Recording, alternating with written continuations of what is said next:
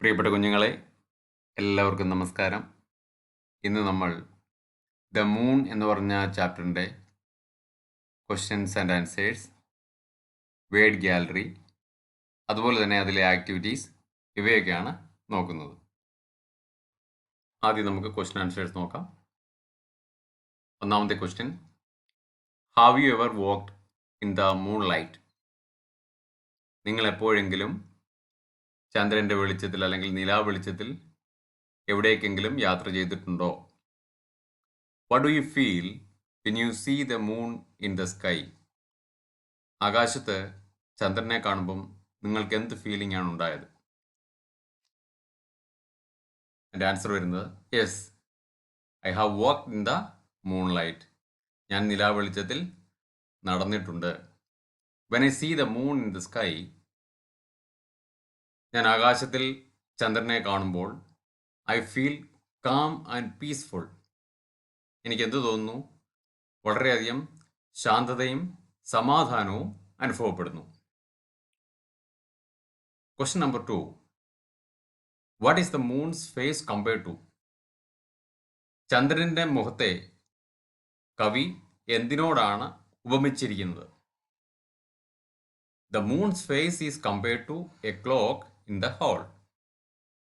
നമ്മുടെ മുറികളിലെ ക്ലോക്കിനോടാണ് ചന്ദ്രൻ്റെ മുഖത്തെ ഉപമിച്ചിരിക്കുന്നത്. Question number 3: where, according to the poet, do birds sleep at night? കവിയുടെ അഭിപ്രായ പ്രകാരം പക്ഷികൾ അല്ലെങ്കിൽ പക്ഷിക്കുഞ്ഞുങ്ങൾ എവിടെയാണ് രാത്രിയിൽ ഉറങ്ങുന്നത്? According to the poet, birds sleep in the forks of the trees at night. കവിയുടെ അഭിപ്രായം അനുസരിച്ച് പക്ഷികൾ മരച്ചില്ലകളിലാണ് രാത്രിയിൽ ഉറങ്ങുന്നത്. Where does the moon shine and spread its beautiful beams? എവിടെയൊക്കെയാണ് ചന്ദ്രൻ തൻ്റെ പ്രകാശരശ്മികൾ പരത്തുന്നത്? The moon shines on thieves, garden walls, streets, fields, harbour ക്വൈസ് and sleeping birds. എവിടെയൊക്കെയാണ്? തീവ്സ്, കള്ളന്മാരുടെ മുകളിൽ, ഗാർഡൻ വാൾസിന് മുകളിൽ, അതുപോലെ തന്നെ സ്ട്രീറ്റ്സ്, തെരുവുകളിൽ, ഫീൽഡ്സ്, തുറസായ സ്ഥലങ്ങളിൽ, ഹാർബർ ക്വൈസ് എന്ന് പറഞ്ഞാൽ തുറമുഖത്ത് കപ്പൽ വന്നടുക്കുന്നതിനും അതുപോലെ തന്നെ സാധനങ്ങൾ കപ്പലിലോട്ട് ലോഡ് ചെയ്യുന്നതിനും ഓഫ് ലോഡ് ചെയ്യുന്നതിനുമൊക്കെ ഉള്ള മെറ്റൽ കൊണ്ട് നിർമ്മിച്ച ഒരു പ്ലാറ്റ്ഫോമിനെയാണ് ഹാർബർ ക്വൈസ് എന്ന് പറയുന്നത്. ആൻഡ് സ്ലീപ്പിംഗ് ബേർഡ്സ്, ഉറങ്ങുന്ന പക്ഷികളുടെ മേലും. ഇവിടെയൊക്കെയാണ് ചന്ദ്രൻ തൻ്റെ പ്രകാശം പരത്തുന്നത്. Question number 5: why could the dog be howling by the door of the house? എന്തുകൊണ്ടാണ് നായ വീട്ടുപടിക്കൽ നിന്ന് ഓരിയിടുന്നത് അല്ലെ ഉച്ചത്തിൽ കുരയ്ക്കുന്നത്? The dog could be howling by the door because it feels lonely. Lonely എന്ന് പറഞ്ഞാൽ ഏകാന്തത. Or sees something in the moonlight. നിലാ വെളിച്ചത്തിൽ എന്തെങ്കിലും കണ്ടിട്ടോ ഏകാന്തത ഫീൽ ചെയ്തിട്ടോ ആണ് നായ ഓരിയിടുന്നത്. Question number 6: which are the creatures that like to spend time in the moonlight? ഏതൊക്കെ ജീവികളാണ് നിലാ വെളിച്ചത്തിൽ തങ്ങളുടെ സമയം ചെലവഴിക്കാൻ ആഗ്രഹിക്കുന്നത്? The creatures that like to spend time in the moonlight are cat, mouse, dog and bat. ഈ കവിതയിൽ പറഞ്ഞിരിക്കുന്ന 4 ജീവികളാണ് നിലാ വെളിച്ചത്തിൽ തങ്ങളുടെ സമയം ചെലവഴിക്കാനായിട്ട് ആഗ്രഹിക്കുന്നത്: പൂച്ച, എലി, നായ, പിന്നീട് വവ്വാൽ. How long do the flowers and children sleep and take rest? എന്തുമാത്രം സമയമാണ് പൂക്കളും അതുപോലെ തന്നെ കുഞ്ഞുങ്ങളും ഉറങ്ങുകയും വിശ്രമിക്കുകയും ചെയ്യുന്നത്?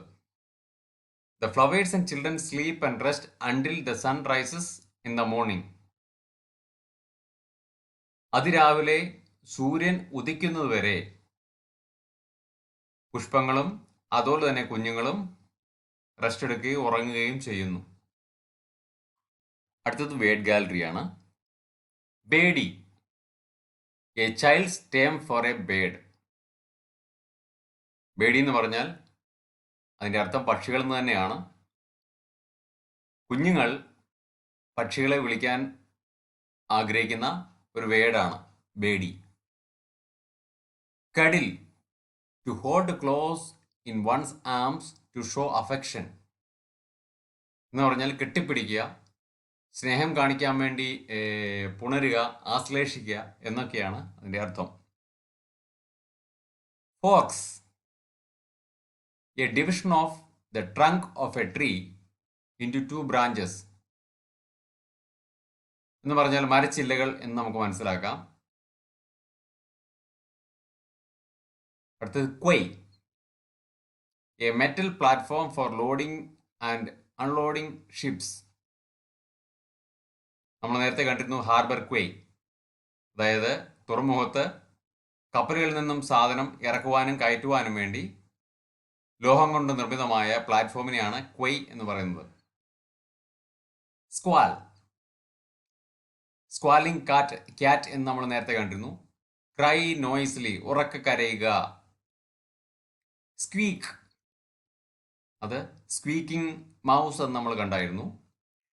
Make A high pitched sound or cry, വളരെ ഉയർന്ന പിച്ചിലുള്ള സൗണ്ട് ഉണ്ടാക്കുകയോ ചിലയ്ക്കുകയോ കരയുകയോ ചെയ്യുന്നതിനെയാണ് സ്ക്വീക്ക് എന്ന് പറയുന്നത്.